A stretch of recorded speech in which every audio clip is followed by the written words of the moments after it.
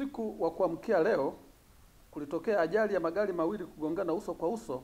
kati ya gari dogo Toyota Land Cruiser lenye namba za usajili T 385 EHM na lori aina ya Scania lenye namba za usajili T 396 EHR likiwa na tela lenye namba za usajili T 833 ACD na kusababisha vifo vya watu wawili. Ajali hiyo imetokea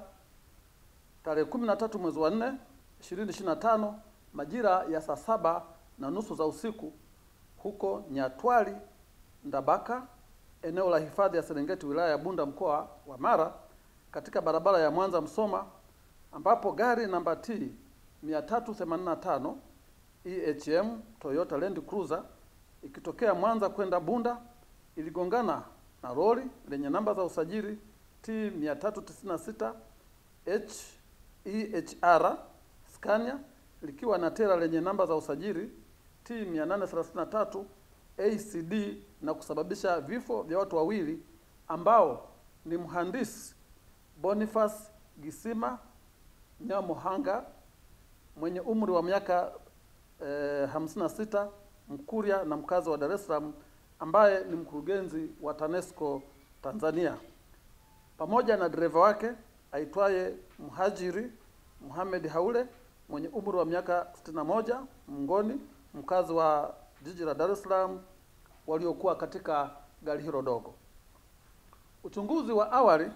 umebaini kuwa chanzo cha ajali hiyo ni uzembe wa dereva wa gari dogo kumkwepa mwendesha baiskeli na kushindwa kulimudu gari lake, na hivyo kugongana uso kwa uso na lori alilokuwa anapishana nalo. Dereva wa lori alikimbia na kuelekea kusikojulikana mara baada ya ajali kutokea. Miili ya marehemu hawa wawili imehifadhiwa katika hospitali teule ya DDH wilaya ya Bunda. Jeshi la polisi mkoa wa Mara linatoa rai kwa madereva kuzingatia sheria, alama na michoro mbalimbali barabarani, huku wakichukua tahadhari kwa watumiaji wengine wa barabara ili kuepusha ajali zitokanazo na uzembe na hatimaye kugharimu maisha ya watu na mali. Asanteni kwa kunisikiliza.